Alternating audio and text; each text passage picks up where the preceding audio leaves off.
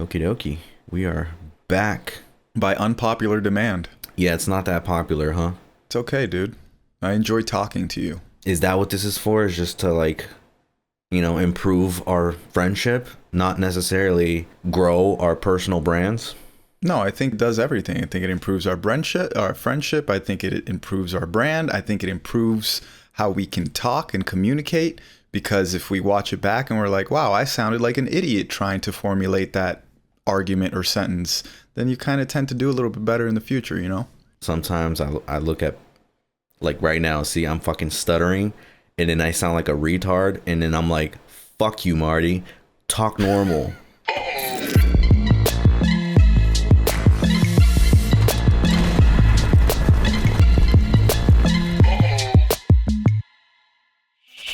I definitely want to improve my speech because it's so important for us to be able to communicate well. Have you ever done public speaking? No, I'm terrified of that. I think that's why you have to do it, right? I guess, yeah, but holy shit, dude. I mean, I took a class in high school, but... That doesn't fucking count. Yeah, that's like nothing. All your friends are in there that you know all of them and you've been talking shit the entire time and you're watching them, they're giggling in the background. Like that's you got to go in front of people that you have no idea, have never seen them in your life, and you got to convey a message. So what is your message for today? I have no message, Marty. Every day's different and every day's the same at the same time. Yo, is that your kid screaming? That's my kid screaming, dude. And you know, as we were mentioning before we got on this podcast, our kids have been on one lately, and he's finding his voice, and he doesn't stop screaming. And me screaming back doesn't help the situation because I'm teaching him, hey, you resolve things by screaming, you know? So I had to check myself on that. My girl also had to check me on that. And I was like, you're totally right. I cannot scream to combat screaming. So... And it's not even that I scream, but I talk louder and I talk in my dad voice, that agitated, firm, stern voice. But sometimes you just got to ignore it. I feel like most of the times you have to ignore it. That's the best possible thing you can do. Yeah, that's usually what I do. I don't usually scream at Lily. Like when she's screaming back, I just literally ignore her. Like when they're in that mode, they don't even listen to you, bro. They don't even fucking care what you're saying. It's all about action at that phase. You know, not to sound like over here I'm a child abuser. I don't scream at my child like that. But he's screaming and screaming and screaming. I eventually get to that threshold where I just lose it. I go from 0 to 100 real quick. Yep. And I can't help myself. I'll just be like, stop. And then I catch myself. I'm like, okay, I got to calm down. I can't be this way. But it's difficult, man. It's difficult every single day. For the last week or so, it's been difficult. Yeah, Lily's been waking. Like last night, she woke up at 2 a.m., dude, like out of nowhere, and just like didn't want to go back to sleep. And she's been waking up like in a different mood every day. Like sometimes she is like so sweet, and other times she's like a little mini devil. She's just so picky, dude. She's like super moody, and I'm like, what is going on? So sometimes I don't even know what to do. I just honestly kind of became dull to it. Yeah, I mean, you kind of have to desensitize yourself, if that's the word, or even train yourself to not react because you want to react. You want to stop whatever's going on and be like, stop. I'm telling you to stop doing this. I'm literally holding you back to not do this, but you don't stop. Lately, the thing has been changing him. He does not let us change him. And there's some times where he will literally grab his diaper, grab the wipes, grab the little mat that we change him on, and hand it to us and sit down and ready to change. But other times, I'm like, dude, like, why? Why does it have to be this way? But I totally agree with you. Some mornings I wake up and he's acting some sort of way, and I'm already like, great. It's going to be like this for at least until you nap later on today. Yeah, and that's another thing, too. She's like, it's been so difficult to get her to nap. And it used to be so easy.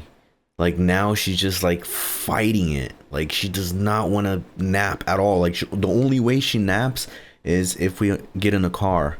Or, like, suddenly she's, like, watching something and then she just, like, falls asleep, you know, on the couch. but putting her down in her crib has become impossible now. And she used to not be like this. She was like really good. And how long does she nap for now? When she does nap, she goes for like 2.5 hours. I've never had that, dude. How long does he nap for? An hour and a half. Lately, the last couple days, except for today. Today, he napped for an hour and a half. But the last 3 days, he napped for 20 minutes. And then he's cranky for the rest of the day. And now you got to deal with a cranky toddler for the rest of the day. Yeah, it's not fucking pretty. No, dude, it's crazy. They don't understand, and there's not much you can do. Like, they understand, but they don't understand at the same time. Like, they want to do what they want to do, and it's very difficult because if you don't do what they want to do, then you know that they're going to lose it. So you're going to have to deal with the consequences. Lily has been definitely like wanting to do things her own way. Bro, like sometimes she wants something and then I give it to her and she does like, no.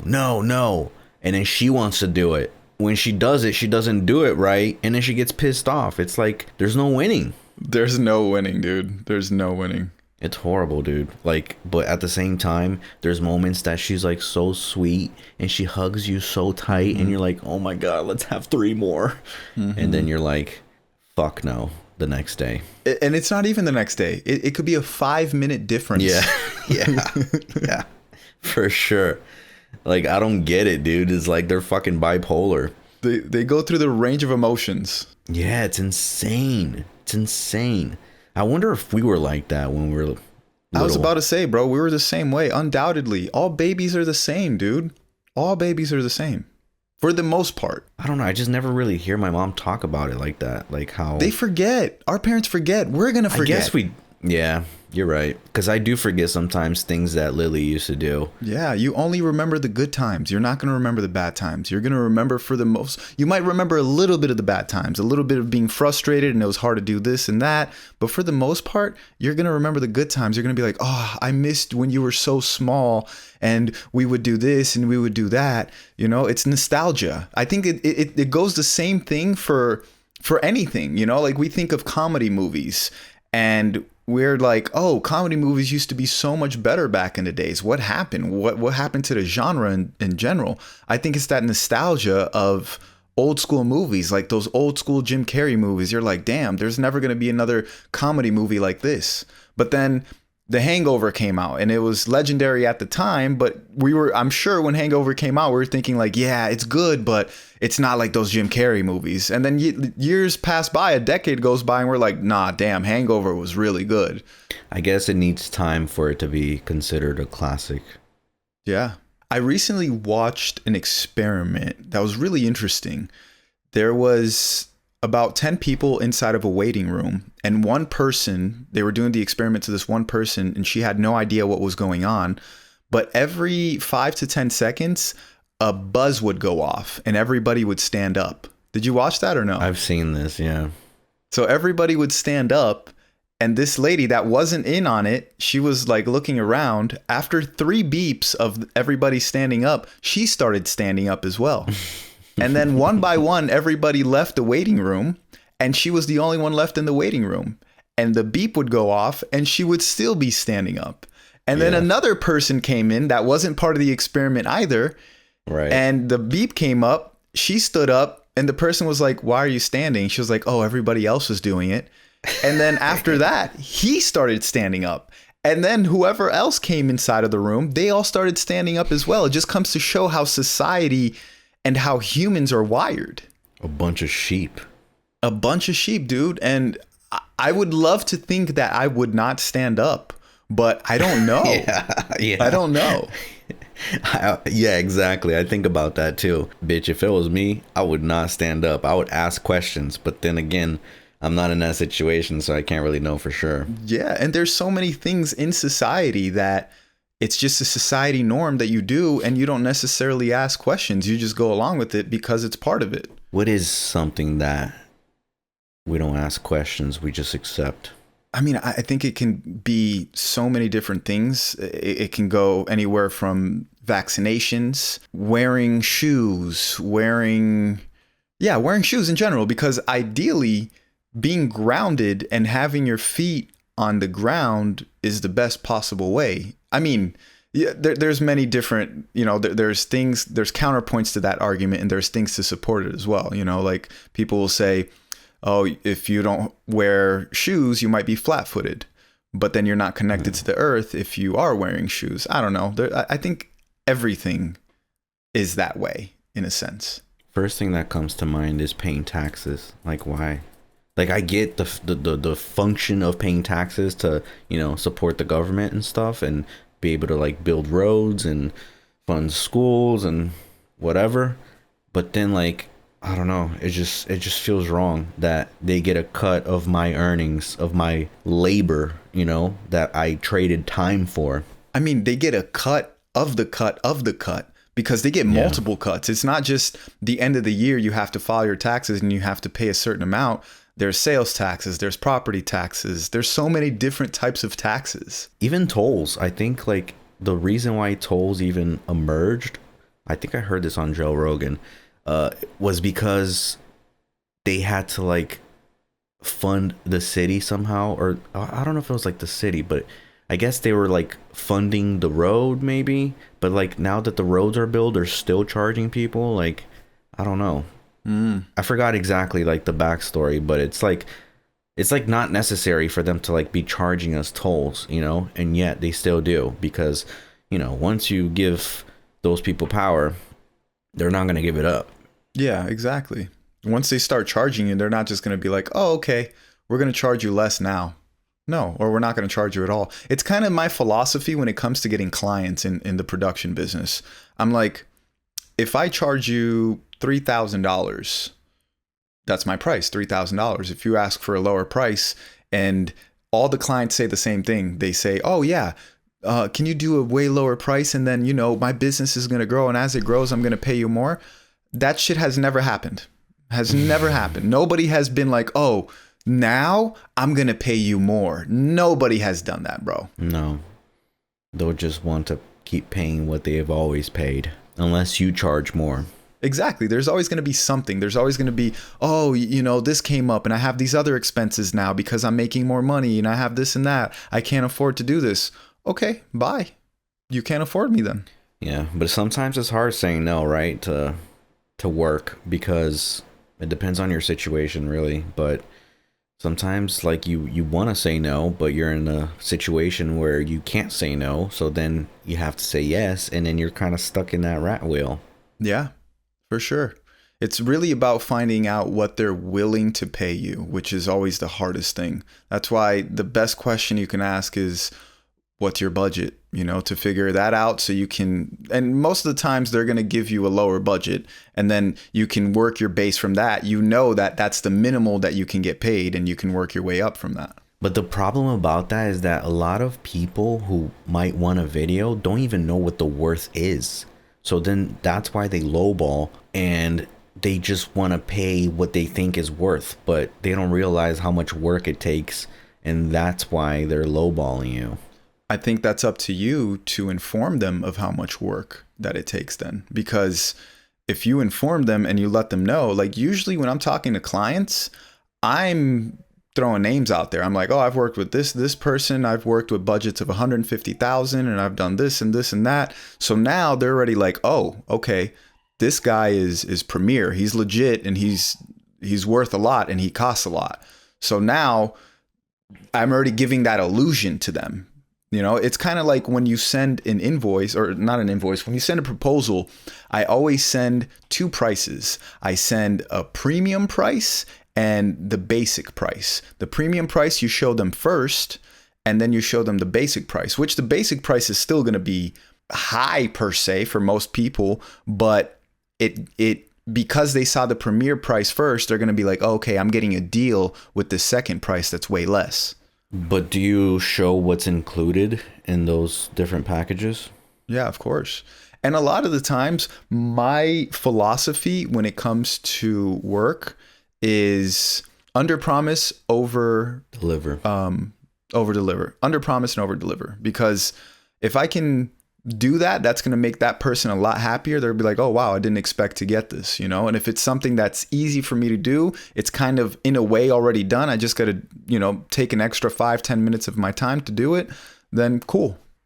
The economy is really scaring me right now. Did you see Starbucks is like closing hundreds of stores? I heard about that a few months ago. Oh, I just heard about that a few days ago.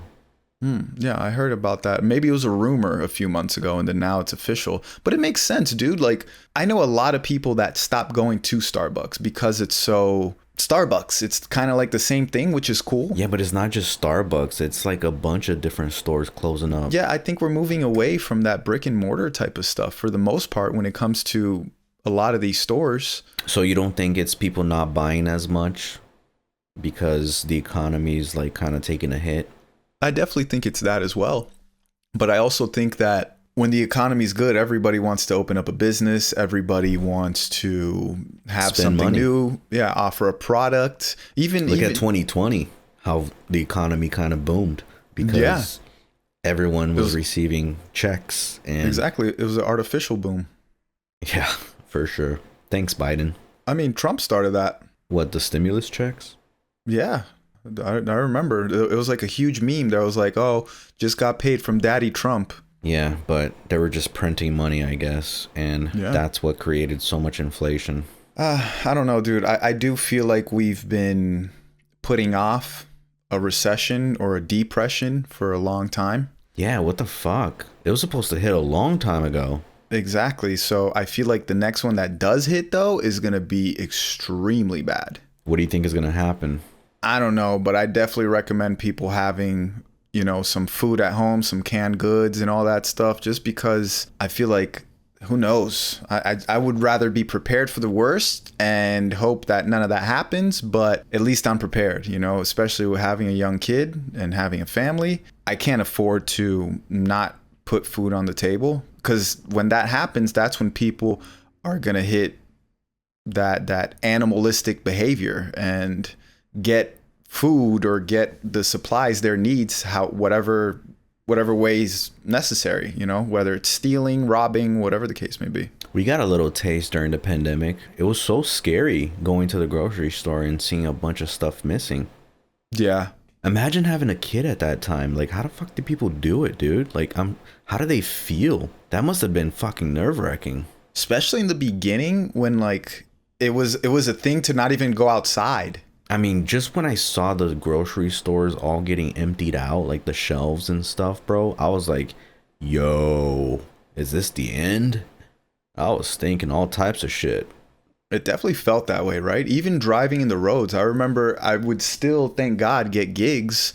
And I remember driving around LA and I'm like, yo, there's no cars in the road. There's like maybe on my 20-minute drive, I saw less than 10 cars. That's insane. For Los Angeles, dude? LA really shut down, though.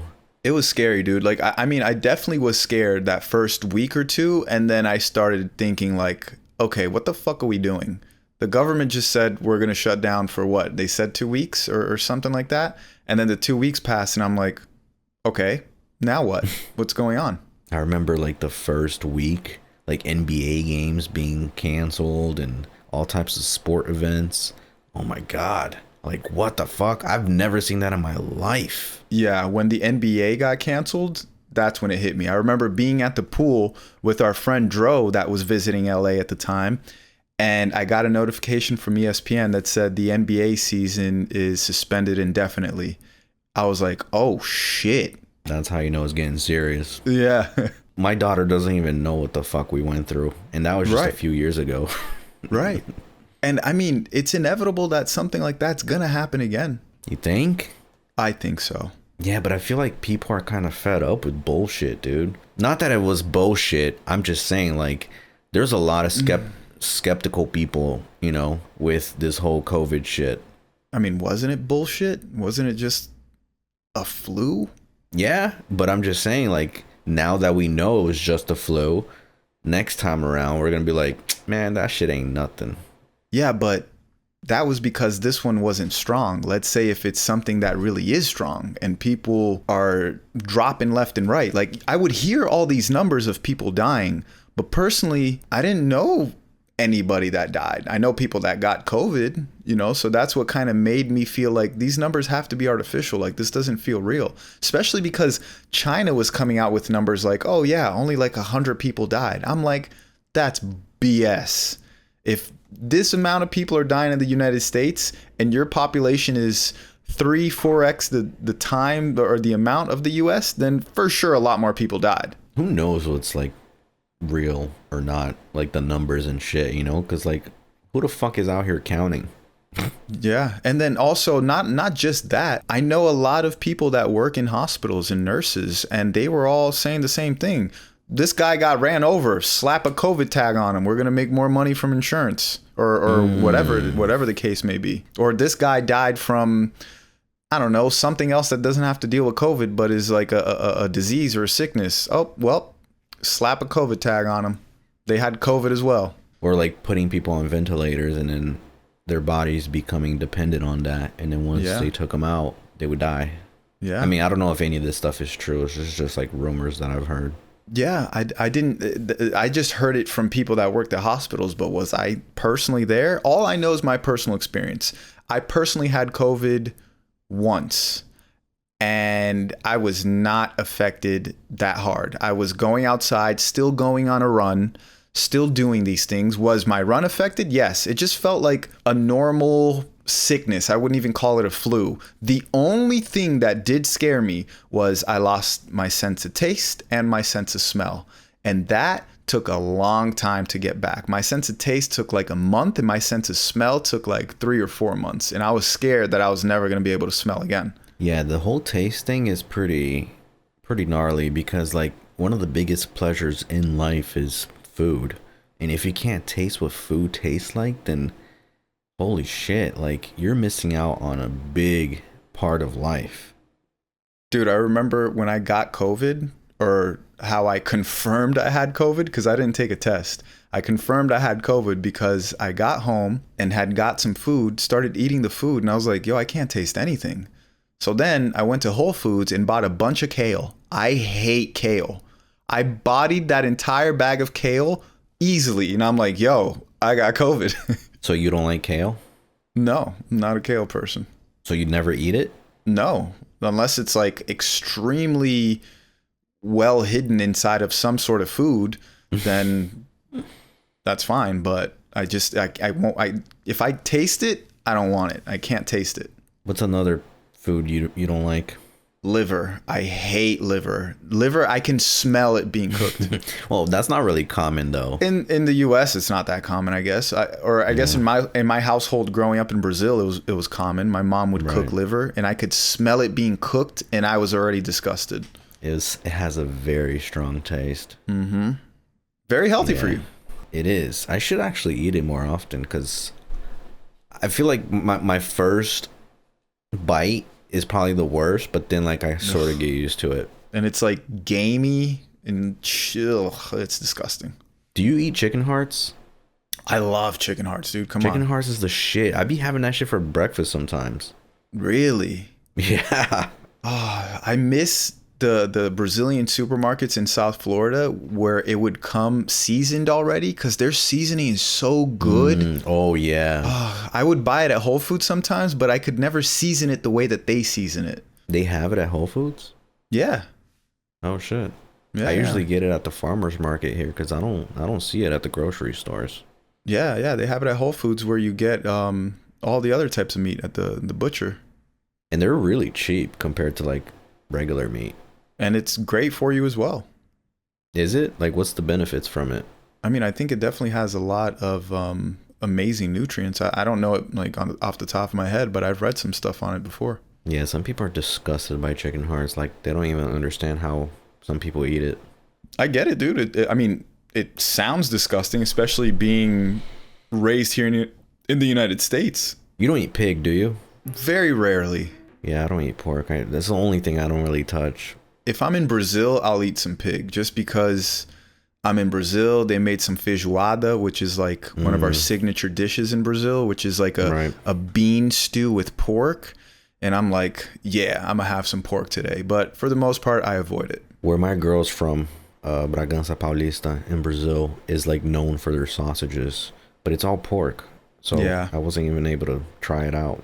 And nor do I want to because I don't know, it just looks so similar to like human flesh, bro. Oh, I never thought of that at all. I just know that it's a dirty meat because they're scavengers. It's not even about that though for me. It's more of like the way it looks. How do you know what human meat looks like, especially cooked? No, I'm not saying like cooked, but like when you see it at the store with like the skin on, it feels like a limb. I don't know, Marty. You've done some things that you're not telling us. No. Chill. Did you see that situation with the singer David? Singer David? Never heard of this guy in my life until this situation happened. His name is David D4D or D4VD. He's a singer or like a R&B artist. So I guess he started off as a streamer or YouTube creator, something like that. And he eventually started doing music. Oh, that's what it is. He would create, he would do video game streams. And then he started creating music and putting it on his video game videos because he was getting demonetized because he would put popular music in it. So he created his own music and it started blowing up. So he became an artist. And I think he's 20 years old or 21, 22, somewhere along those lines. To make a long story short, this guy is a pedo and he was dating a girl that I think at the time she was 13 and she went missing for like a year or something like that. And they just found her body inside of a Tesla in a car lot. And it was like decomposing and stuff like that. And her body was dismembered on top of that. And that Tesla was in his name. And now there's like videos coming out that they were dating and that she was like on some of his streams. I don't know. Nothing has came out of the situation right now yet because it's still obviously under investigation. He hasn't even been named as a suspect, but all things are pointing to this guy doing it because what people are speculating is that she was pregnant and he didn't want her to have the kid because you'd go to jail for that, I think, right?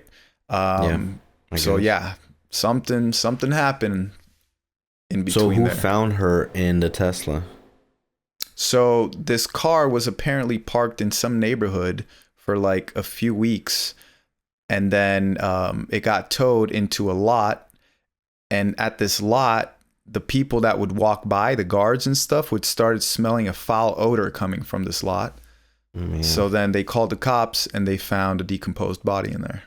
See, as the killer, like, why would you do that? Like, that's so dumb. Like, decompose of the body some other way.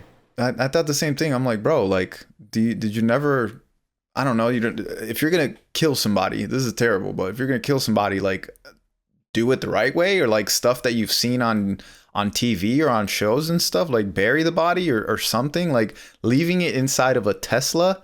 Like, what do you think is going to happen?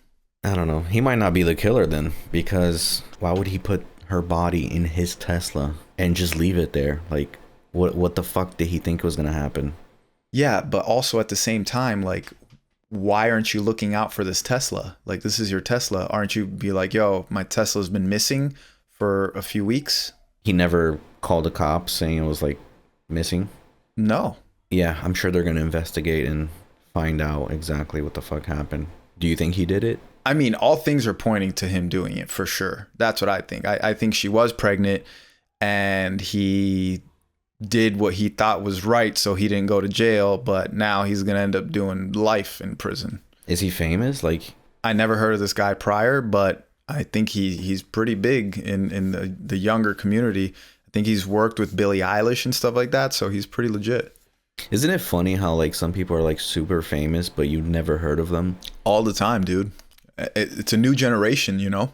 Yeah, but it's not even about that. I think it's just like about how niche certain things are. And like, since we're not interested in like gaming per se, or at least I'll speak for myself, but since I'm not interested in that, like I would never know who the fuck that is, even though he could have like 40 million followers. Yeah, I mean, I enjoy playing FIFA or something of that sorts, but like Grand Theft Auto, but I don't watch streamers. I don't watch video game content and stuff like that. So yeah, it's crazy when you go on Instagram and you find somebody that has like 20 million followers and you're like, I've never heard of this person in my life. Dude, you never thought about like streaming, you gaming? Because like that's how I actually got to know you. Like you were a super fucking gamer and competitive. Yeah, I don't know. I never really thought of that, to be honest with you. Really? I mean, I have thought of it. I think to me, video games is like a downtime, relaxing, not think of anything, you know? Making it work doesn't sound fun. Like I already enjoy what I do. You don't want to turn that hobby into work, into a job per se. Yeah, but I don't know. At the same time, like the new Grand Theft Auto is going to come out next year and I'm definitely going to play it, you know? So I don't know. No idea, dude. Would you consider streaming at all, even if it's not video game related? Yeah, I'm trying to do more live content, and maybe I should play video games because if it's something that I enjoy doing, it's just easy because I've done live before and I just feel so awkward. I don't know what to do.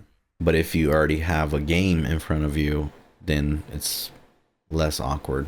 Yeah, like exactly. There's like a mission, you know, an objective. Exactly. Or something to do. And then somebody will hop on, donate some money. And yeah, I think that could be a little bit more fun. I don't know. Because I definitely want to get into lives, but I just don't necessarily know what to do. I thought of just live streaming me about to edit something or do some BTS. And that's what I did. But it just... I've thought about that, but like, who the fuck wants to see me edit? It just feels like it's such a boring activity. Unless you're like explaining every little thing you're doing and why you're doing it and where you're trying to get at. But even then, I don't know how many people would be interested in that. People would definitely be interested in it. There's definitely a niche for that. There's people that already do that and get thousands of viewers. People that stream themselves editing? For sure. I've definitely seen that before. Oh shit, I've never seen that. Yeah. Especially like these people that we follow, you know, or not necessarily that we follow, but in that realm, like we go on YouTube and we search up other filmmakers, you know, a lot of them that are doing YouTube content, they'll live stream them doing like an editing session or something like that. And people ask them questions about stuff. Damn, that's maybe something I can consider. Because I've seen tutorials, you know, of like them showing you how to do certain things, but not like join me on this edit session.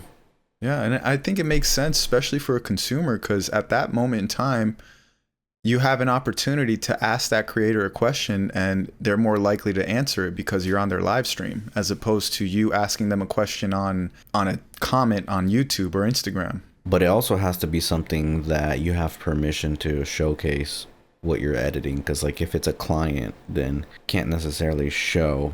I think it depends. I feel you on the whole permission thing. I think with your personal editing stuff, like I think there are videos that I'm sure you can, but there are other videos that there's going to be like a program or something like that you can't. Because also at the end of the day, it's not like, for example, the videos that you edit, a lot of the videos is for Grow with Joe, and it's not like somebody's going to be able to watch the program on your live, you know, you're starting, it's not done yet. You know, the whole point of it is to watch it through as you're working out at the same time.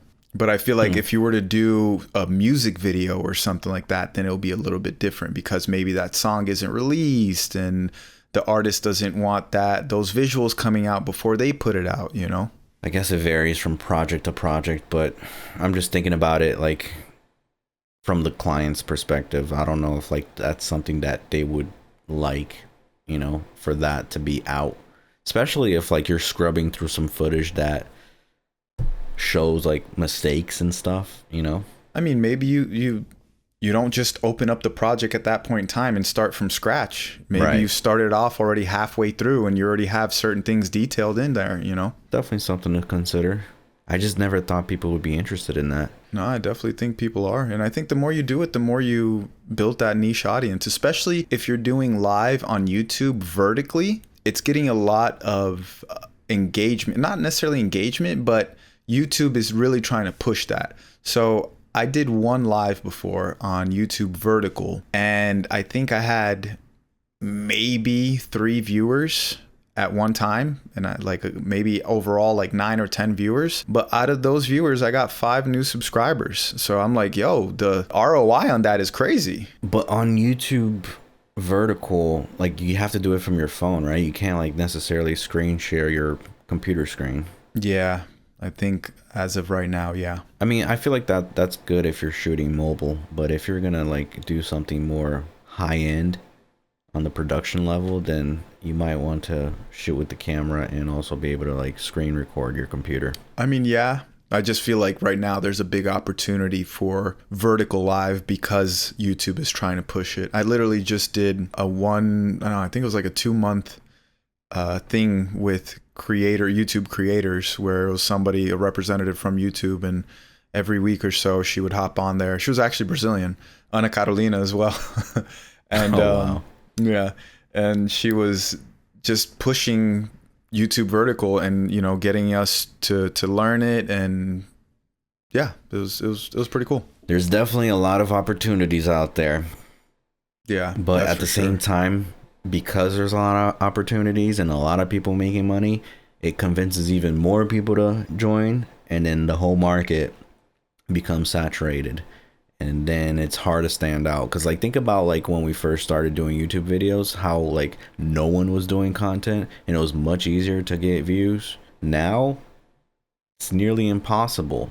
Like, I mean, it's not impossible, obviously there's still people blowing up like every day, but I'm just saying, like, the competition is insane. There's so many people fighting to get attention. Yeah, but I also think that you can't think of it that way. I don't try to think of it that way, because just because somebody watches this creator that's like me, that doesn't mean they're not going to watch my content. They're probably a fan of both of us, or 3 of us, or 5 of us.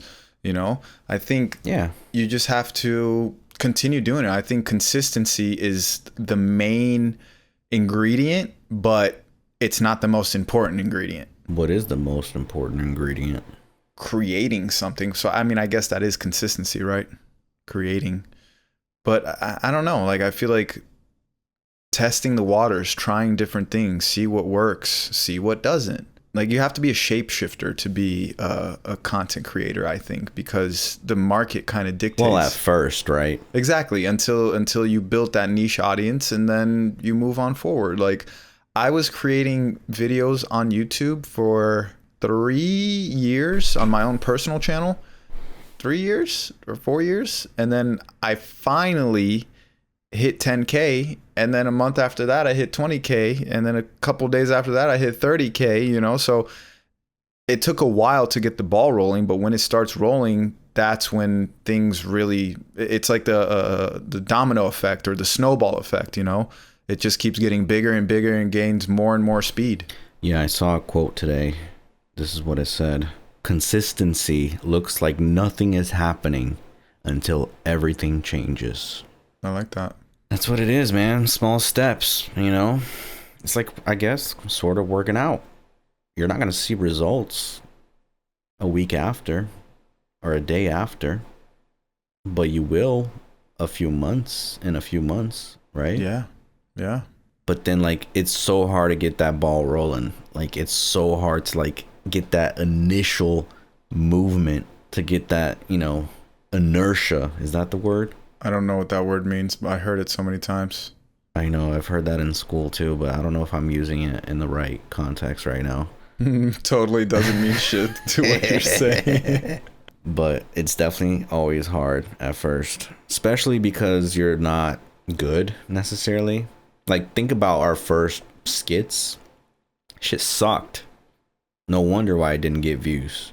But then you get better, you know? You know, I guess the counter to that is it did suck, but we were always good in production. So it looked good, but it didn't read well. Yeah. Yeah. Because maybe our acting was off, or the story was off, the dialogue was off. I don't know. There's always other elements. It's not just about quality per se. Yeah.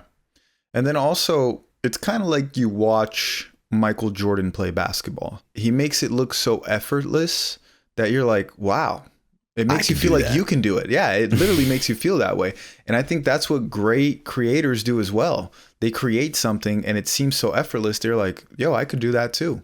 Like acting. People think acting's so easy because they're like, oh, I'm just acting, until they actually get there and they see themselves on camera and they see what they edited and they're like, yeah, that's not that good. Or they're going to auditions and not getting booked. But I even felt that when I first started YouTube with Larry and our friend Cliff.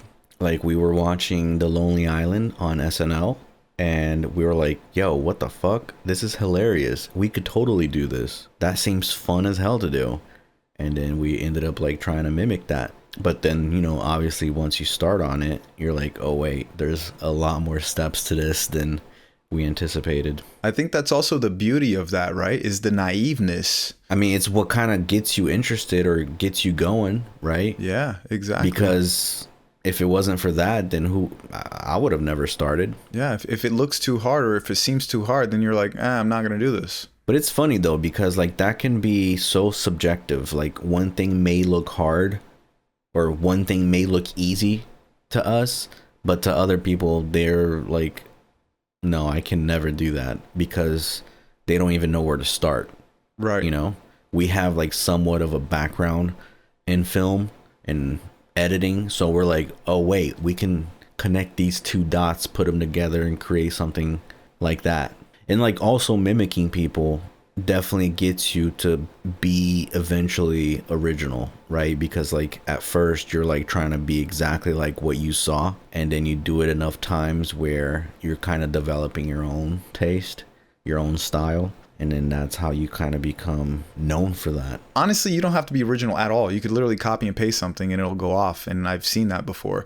But I guess my mentality is I always try to add a little piece of myself into whatever content that I'm copying per se, you know. And I used to be against like, oh, because we used to see people copy our stuff and we would get offended, until I'm like, yo, it's a blessing that they're doing that. That means we're inspiring other people. And I think nowadays we're just in that creator economy that it's like, why am I going to try to make something hard? I think in my perspective, if I see something that worked and that I can create our own version of it, and I see that it's getting the views, it's getting the comments and the engagement, why would I not do that if I have the capability of doing so? Yeah, but the counter argument would be like, you want to challenge yourself, you know, you want to bring something different to the table, something that people haven't seen before.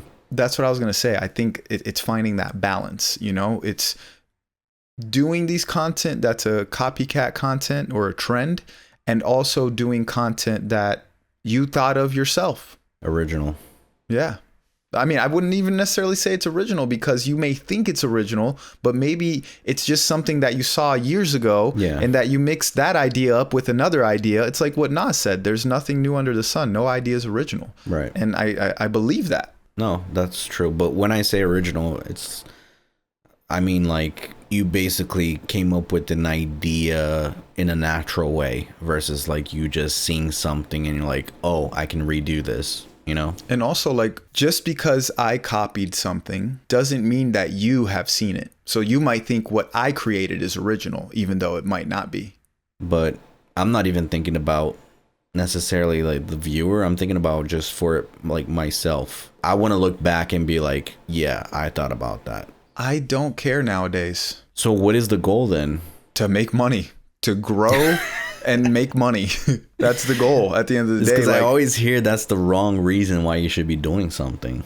But is it though? Like, would you rather just be broke for the rest of your life creating original ideas? Like that doesn't sound like fun either. No, not necessarily. But like, I feel like you should find other ways to make money in a sense, and still be able to like express your original thoughts. I mean, again, I think it goes back to just being a balance, right? Like I want to be able to still create stuff that I feel like I've created from my own mind. But at the end of the day, and you know this because we've been on this boat together, a lot of the times we create something original and we think, wow, this is good. And it does nothing. It does horrible. Gets no views, no engagement.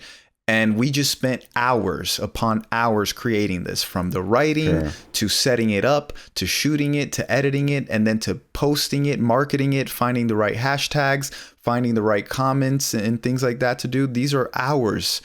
And somebody's just quick to look 3 seconds into it and just scroll to the next video. So I think it's just finding about that balance. But I do think overall it is about making money, or else we wouldn't be doing this. Like I agree with you that you have to find different outlets to make money, because if you just depend on one thing, then you could be screwed if that well dries up. I think overall the goal is, like, I don't care for fame. It's cool. It's dope. It's because people are recognizing my work and what I've put in. I like that, but I don't necessarily care for the fame aspect of it. You know, I care to be able to make money and live comfortably and have my family live comfortably. And yeah. And like have fans, like real fans and people engaging with your stuff and loving what you create. Yeah. Well, I'm just thinking about like even like the burnout aspect. Like I feel like it started as a hobby where, because it was fun, you know, I picked up a camera because it was fun to capture moments and be able to like put things together in a creative way. Like to me, like I didn't even have to put that online. As long as I can just like do it and like be able to show my friends or my family, then that's what like got me interested in doing it, you know. But then like once like a hobby turns into a job where you have to get the views and you have to get the engagement, and then, you know, you have to keep, you know, doing that every fucking week, then I feel like that can like lead to burnout, because you're not necessarily doing it for the fun. You're just doing it because you want to earn some cash, you know. And I get that, because I mean, as creators, we've definitely been through that. But also at the same time, you felt that way because you had no fucking bills. You didn't have a family to take care of. Now you have a knife behind you, and you're on not a steering wheel, a treadmill. You're on a treadmill, and if you don't run, that knife is going to stab you in the back. So you have no choice. You got to do this, because if you don't do that to earn money, you're going to have to do some other shit that you don't really necessarily enjoy to earn money. You're going to have to trade your time for something else. So it's like, why not trade your time for something that you're already good at and you enjoy doing? And yeah, you might feel burnt out, but it's also a blessing to be able to do what we do. You know, there's different ways to look at that. I agree with that. It's just like certain things, like it's kind of like us going back to the whole video game stuff. Like you don't want to necessarily stream playing video games because you find video games to be sort of like a hobby or like some downtime. And like that's what I considered even like making my own videos is like something that I'm not necessarily looking to. I mean, obviously that would be nice, right, to like make money from it, but like it's not like the primary reason. I would say it's more of like, let me see if I can make people relate to this situation, or let's see how many people I can impact, and then the money will follow if that's the case. You know, like if I impact enough people, it's gonna come naturally. But like out there chasing the views because that generates money is like, I don't know if like that's the right reason, at least for me. But I get the whole thing, like you have to make money, especially having a kid.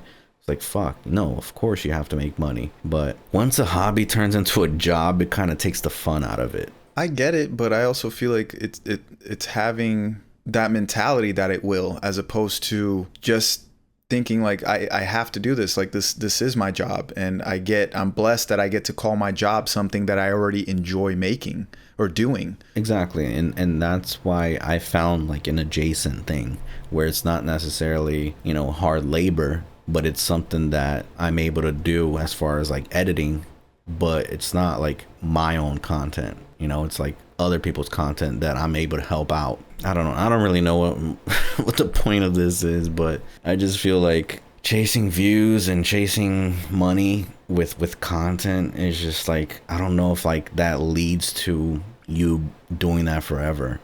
Like I just, at least for me, I feel like I would burn out easily. Yeah. I mean, I think it's having that balance, right? Because like if I'm really just chasing the money, then I would be doing ridiculous things, which in a way it is ridiculous, but then I would be doing things like, oh, watch me throw myself out of this building into this little pool over here, you know? So Right. I think there's Or always... be like kind of like an island boy.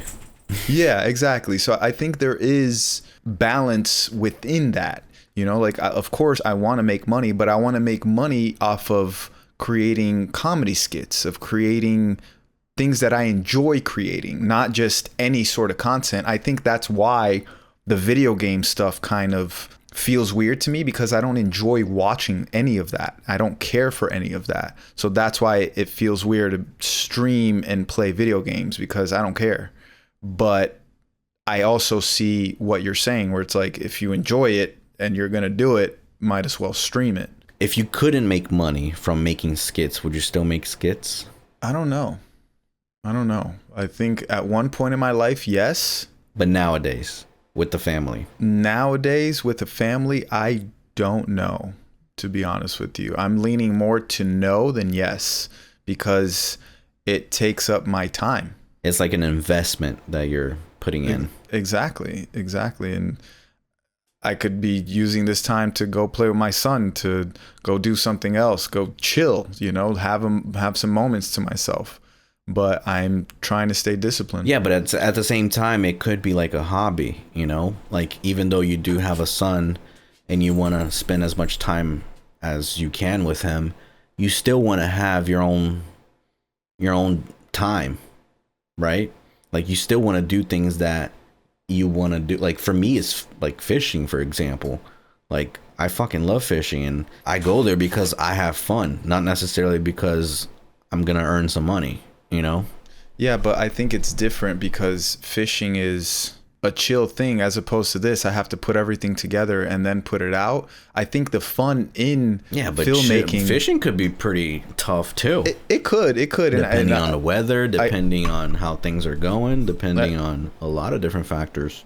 I think that part of the fun in creating content is sharing it with other people and getting their reaction. It's not necessarily about the money, right? But it's about sharing it with others. It's like you were saying before, like, oh, this was a hobby, I wanted to show my friends and family. Yeah. It's showing them and having their reaction, being like, whoa, this was dope, you know? So yeah, to me, that's more of a reason to do it than like chasing money. Like, obviously that, like, the money is great because, you know, you get to do comedy and earn from it, but it's not like what I'm after necessarily, because I kind of already have the money part figured out elsewhere. Like, I don't want to take the fun away from this thing, from my own videos, because I want to turn it into a job. I mean, I guess same. I have the money figured out as well elsewhere, but I continue to do this. I'm not earning that much money from... I can't live off of creating content right now. Right.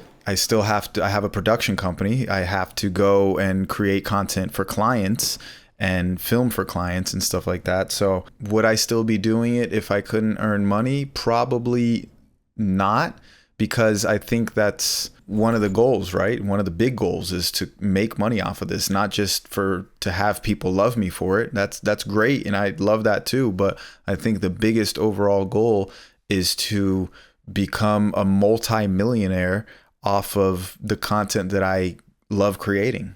Well, yeah, that's definitely the goal. I mean, ever since I could remember, I've been wanting to become a millionaire, especially making money from something fun, you know, like creating content. Because me personally, I've been creating content before YouTube was even a thing, before YouTube was a website. So to me, being able to create that and earn at the same time, that's definitely the ultimate dream. I agree with that. Don't get me wrong, like I'm not thinking about the money. Of course I think about that, especially because I see other creators making mad money and like would love to be in that position, you know, but I feel like if I just think about the money, then I'm just gonna be like, fuck this, once like I start doing stuff that I'm not having fun with anymore, you know? Yeah. I mean, and that's kind of what happened, because like I was doing the whole skit stuff in LA, and it got to a point where, I don't know, I guess it was a lot of stress, right? Like it was a lot of work. Yeah, but I also feel like we opened up so many opportunities because of what we do. We got to work with some of the biggest creators on the platform because of what we were already doing. We didn't even have barely any followers compared to these people. And we got in these doors because they saw what we had and they're like, damn, I want that. How can I get that? So they wanted to work with us. You know, I think. Yeah, but they wanted to work with us, not necessarily to like hire you as a writer per se, but hire you as a camera guy or a filmmaker or a director. Yeah. More of like the behind the scenes, you know? Right. Even though that's not what you were doing. You were being in front of the camera. Yeah. I mean, I think that's fine. As long as I got that connection and I got in that door, I can ease my way into being in that content as well. And which did happen, right? Like you definitely collabed with big creators because you had an idea and they liked it and you got, basically got to collab with them, which is great. Exactly. I think for you just moved out of LA and then it became way harder for you to collab with people because who the fuck are you going to collab with in Delaware? No, but even before, I mean, I guess the pandemic didn't help either because like that was like a fucking hassle. Yeah, that was bad. Yeah, that stopped everything. Yeah, I guess that kind of discouraged me. And I feel like the big fun in that was collaborating with people, For sure. That was... Because, like, even here, I try to do some skits and by myself playing different characters, and it just wasn't the same. That's when it feels like work. When I'm filming by myself, it feels like, okay, I got to do this because I have to put out content. Like today, after we finish filming here, I have to create some content. I was scheduled to film with somebody, and unfortunately, they had to cancel because something came up. So now I have to film by myself. So now that feels a little bit more like work, like a job, as opposed to having some fun creating something, because filmmaking is a collaborative sport and that's what really makes it fun. When we were over here together, always thinking up of ideas, getting excited and be like, oh, okay, then we're going to get the props tomorrow and we're going to film this so we could drop it. That made it fun. That made it exciting. But then when you do it by yourself, it definitely doesn't have the same excitement. But I do want to find that excitement doing it by myself too, though. Because, like, even with Casey Neistat, like, he built a whole career doing it all by himself, in a sense. And I want to find that. I want to find what works that I can do by myself and not depend on people. I think the comedy genre is a little bit difficult to do that by yourself. Yeah, that's why I kind of deviated from that, because it's definitely difficult. It's like being a stand-up comedian with no audience. Yeah. Yeah, I think it's about that time. Yep. All right, dude. Good talk. Yeah. We'll talk next week. See you later. And have a good one. You too, buddy. You have a great rest of your week. And be patient with your daughter. And I'll be patient with my son. Yeah, patience is the key. I agree. Peace out, guys. Deuces.